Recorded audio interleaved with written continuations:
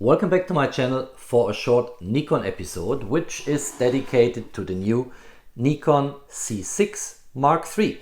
And that camera just came to market. I have it here in my hands and I got it again for free over more than a week from Light & Byte, the largest photo gear and photo equipment store in Zurich. Thank you to everyone there. You guys helped me a lot by giving these cameras to me at an early stage so I can have a look and do my own review. And I will in this video discuss this new camera. I will of course show some sample images. I will put it in perspective in the Nikon Z lineup. Let's kick this off.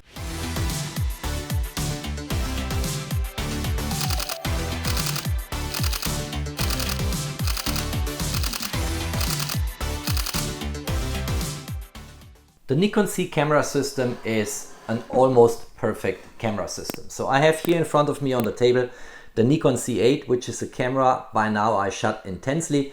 People following me on my channel know that I did shoot a lot the Nikon Z9 and now shoot the Nikon Z8 because of its more compact body.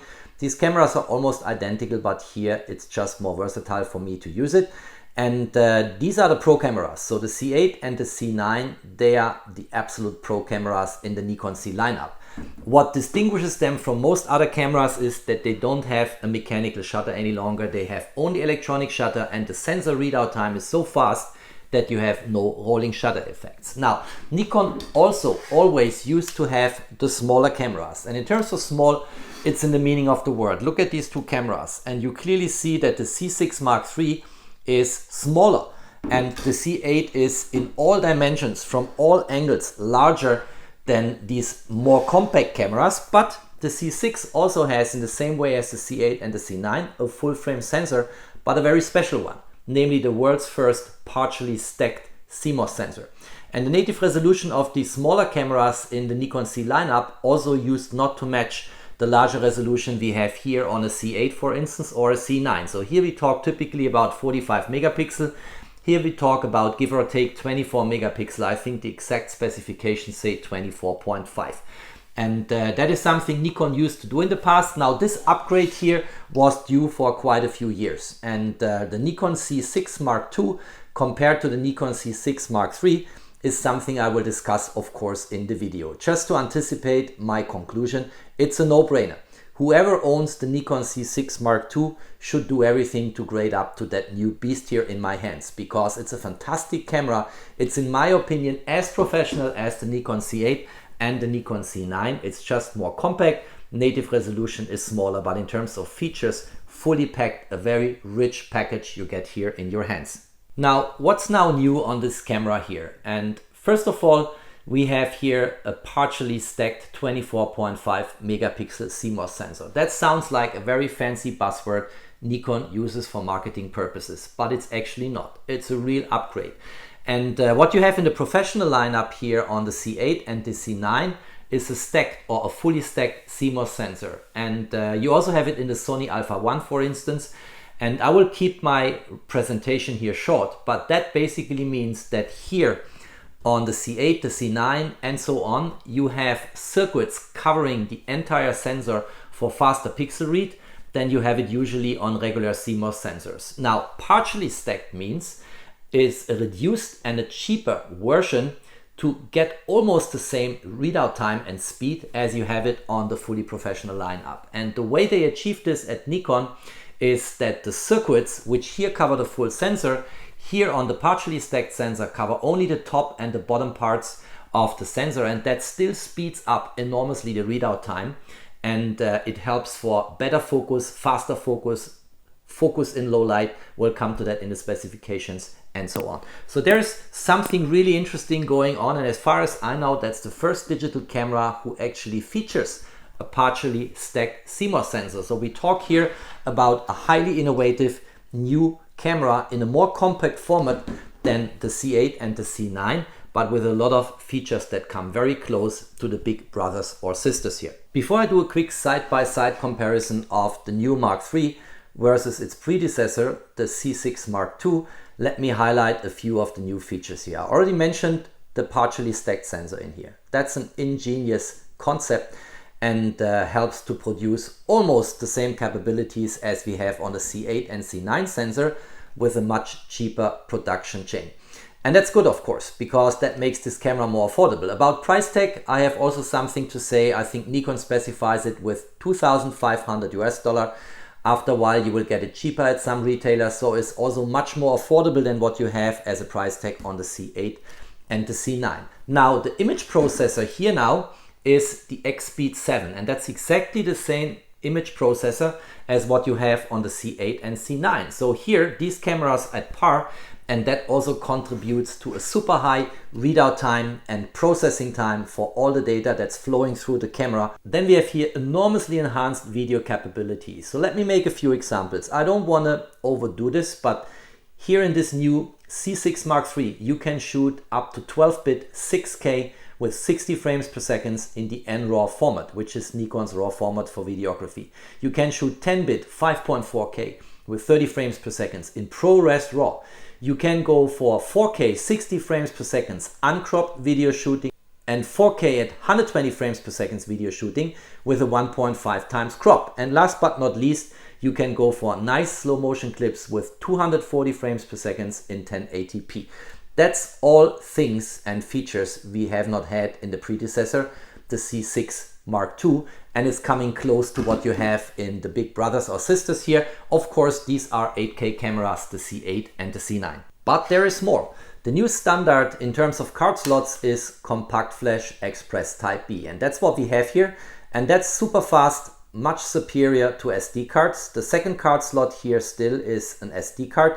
And that's why I will never configure this in a way that all the footage simultaneously ends up on both cards here, because the SD card will always be the bottleneck and slow down the Compact Flash Express Type B card. So I really suggest in the menu to configure this camera in a way that whatever needs to be fastly processed ends up on the Compact Flash Express Type B card. That includes video, burst shooting in continuous shooting mode, and so on. Then we have here a nice LCD screen, and that is now also usable for vlogging in this way, for instance. And you can tilt this in all different angles and directions. It's very nice. As I said, selfie mode included here. In particular for vloggers is a very useful feature. And by the way, the camera is very rugged and solidly built, and it's fully weather sealed. It withstands the elements. You can shoot this camera under all conditions. I think it's almost or maybe at par with the C8 and the C9, which are also very solid cameras in terms of shooting under all weather conditions. We have an upgraded electronic viewfinder. I come to that in the specifications in a moment. Much higher resolution, and is very likely the brightest EVF you find in the market. It's super bright. I come to the data points in a moment. And I think in general, if you look at this camera, it's so much more compact, but it offers so many similar features than the bigger C8 and the much bigger C9. Now, what we also find in here, and I will do a separate quick tutorial on that, is the pixel shift multi-shot option. And the first Nikon camera we saw that on was the Nikon ZF, and I reviewed that camera on my channel. I'll post the videos down below in the info box. And then it found its way into the C8 via firmware update, and now it's here natively implemented. And with the pixel shift shooting, you can actually shoot images up to 96 megapixel, and later in Lightroom I will show Lightroom actually thinks it's 97.5 megapixel. What you also have in the camera is an improved in-body image stabilization system, and it incorporated also an interesting feature which we saw already on the Nikon ZF. I'll come to that later in the specifications. And the gains you can get by in-body image stabilization on this camera are now 8 full stops. And on the Nikon Z6 Mark II, it were 5 stops. So there's a huge improvement also here, which means you can shoot very likely longer exposures in low light, handheld, without using a tripod. And that's, of course, very, very nice. All right, what I want to do now is a quick side-by-side comparison of the Z6 Mark III with the Z6 Mark II. And then I want to go into sample images, and then I want to conclude the video. I will now do a very quick comparison side-by-side between the Mark III and the Mark II. And as a basis for this, I use a link on the NikonUSA.com site where this is already prepared in a very nice and fancy way. So first of all, the image sensor makes a big difference because we have this concept of a partially stacked CMOS sensor for the first time in a digital camera, and now here it's in the Z6 Mark III.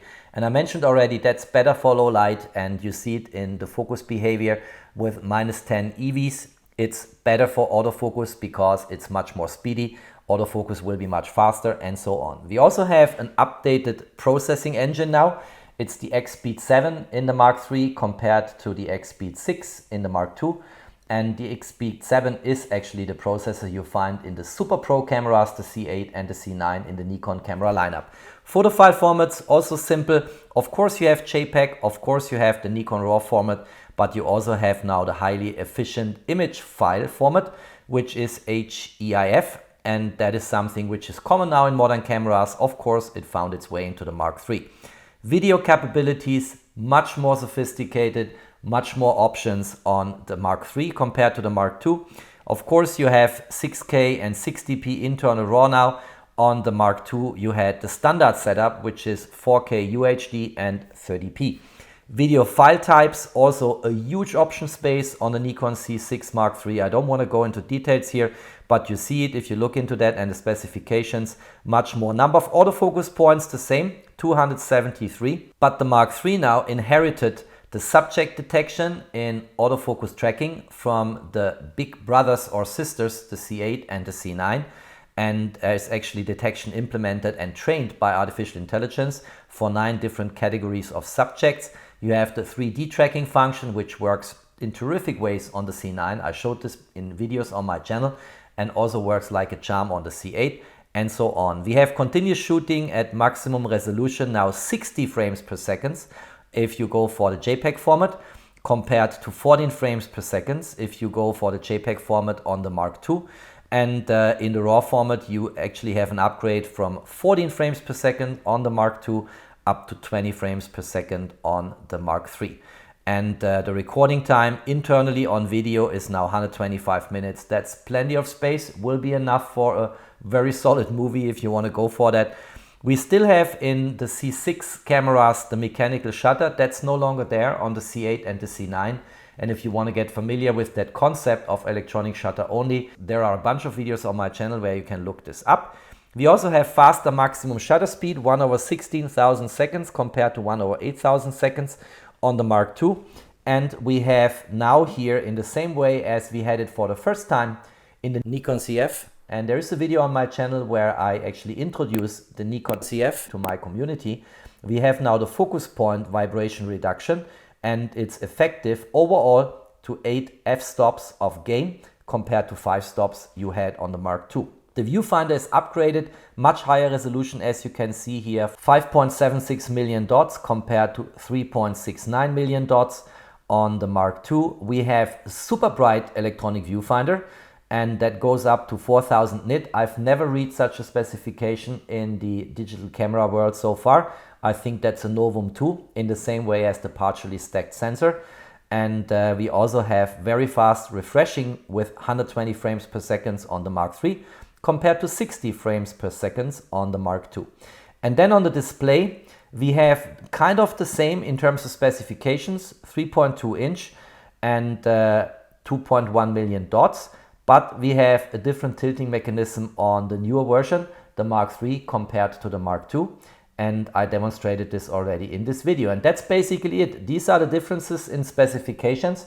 And I think the sensor upgrade alone, going from a conventional CMOS sensor to a partially stacked CMOS sensor, plus the combination with the very fast processing engine, the X-Speed 7, which also sits in the C8 and C9, these two reasons, they are already enough to recommend to upgrade if you are a C6 Mark II shooter, sell it in the secondary market and purchase yourself a C6 Mark III. You will do yourself a big favor, because that is like day and night. That makes a big difference. But there are so many more differences here, like in the video specifications and in the other data points I just showed and explained, that an upgrade from the C6 Mark II to the C6 Mark III, in my opinion, if you have the budget, clearly is a no-brainer. For the sample images, I used 2 lenses. One I used immediately in front of the door in our garden, and that's the Nikkor MC 105 widest open f2.8.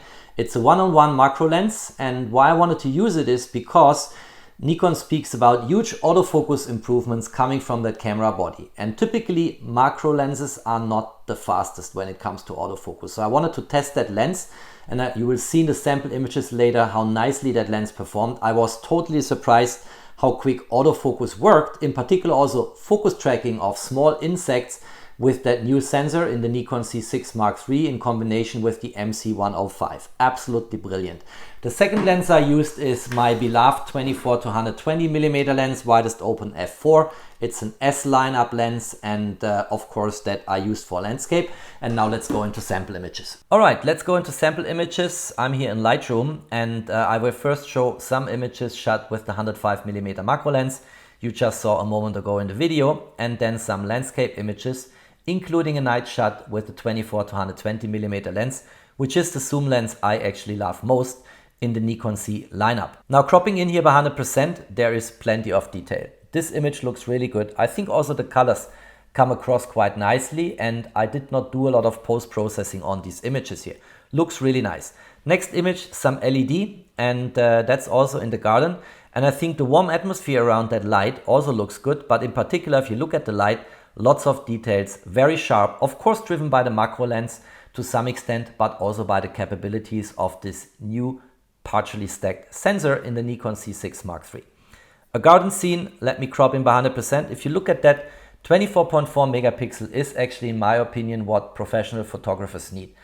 And I do shoot a lot with super high resolution cameras, but in the workflow working with these images, I started to appreciate how quicker things go in post-processing if your resolution is not 45 megapixel or maybe 100 megapixel, but only 24.4 megapixel.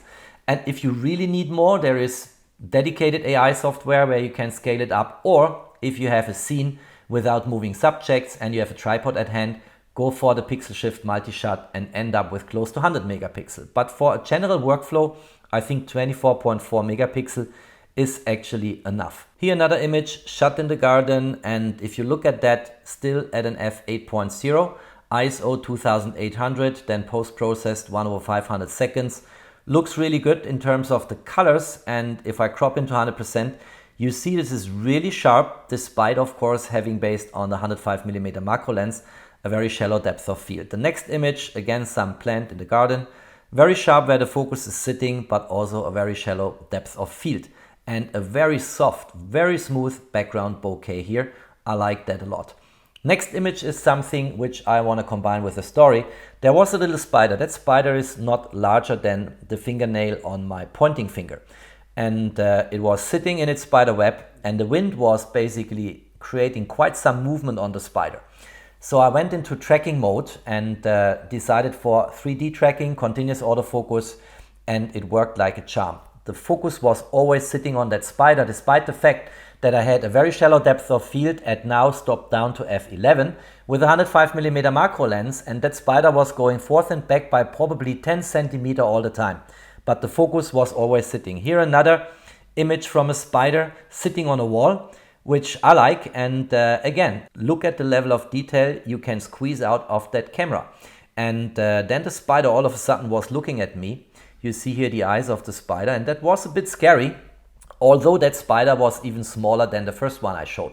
This one here is probably of the size of my fingernail on my little finger, so very small. And then I cropped in here and took another shot of that spider, and despite the shallow depth of field, you see the level of sharpness and details. It's actually a very nice macro shot here, and given the resolution we have, given the macro lens we have, this is really a good result in terms of clarity, quality, and you could print this of course and get it somewhere on the wall to scare people.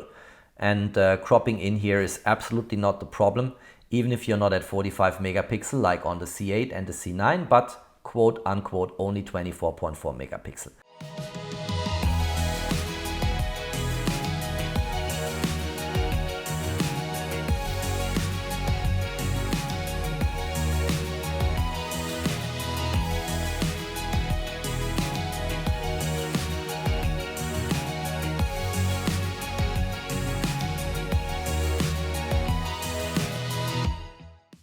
Now going into landscape, and that's all shot now with my 24 to 120 mm Nikkor Z lens.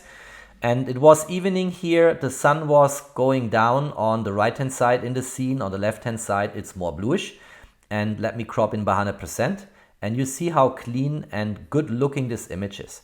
I like that a lot, plenty of detail, nice colors, It's just a very professional camera I have here in my hands with the Nikon Z6 Mark III. That's a pro instrument for sure.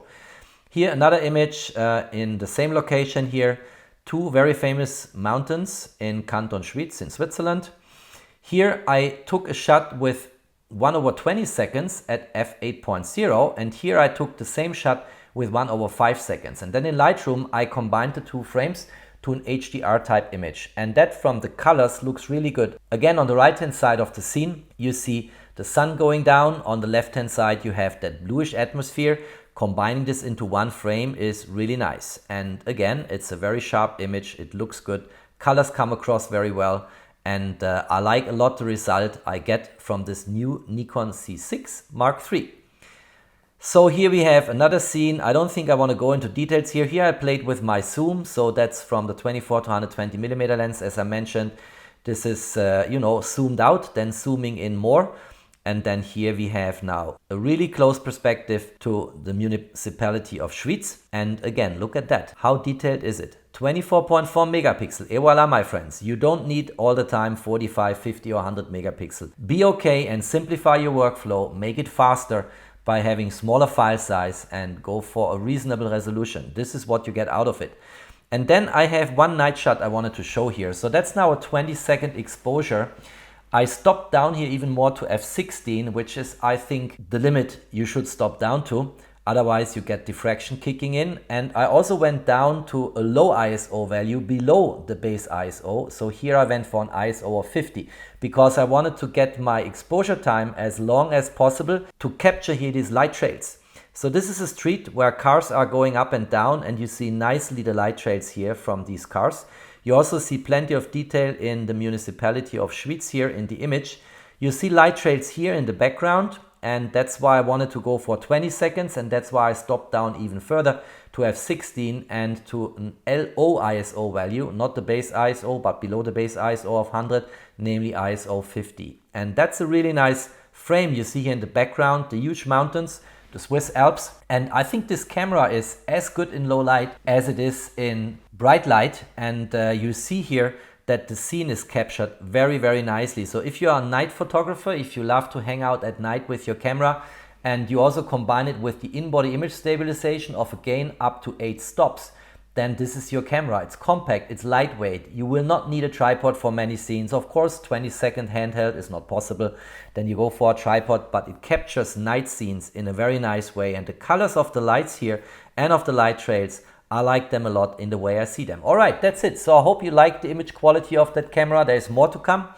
As I mentioned before, I will make a quick demonstration of, or tutorial you could call it, of the pixel shift multi-shot, how it works on that camera in the next video. And there's always more to come, as I will say at the end. All right, that's it. That's all I wanted to say and show. I hope you enjoyed that little presentation and gain some insight for your own decision. If you are a Z6 Mark II shooter, do you want to upgrade to that camera? My recommendation is yes. It's an absolute no-brainer, as I just said. Sell your Mark II in the secondary market, get some budget from somewhere and upgrade yourself. Do yourself a favor and go to the Nikon Z6 Mark III. Is it already a match for the Z8 and the Z9? Absolutely not. These are even more professional cameras. Also, I think that this camera now, the Z6 Mark III, finally brought the Z6 lineup in the fully professional camp. But it's not a match for the Z8, it's not a match for the Z9, and it's also in line and consistent with the much higher price tag you have on a Z8 or a Z9.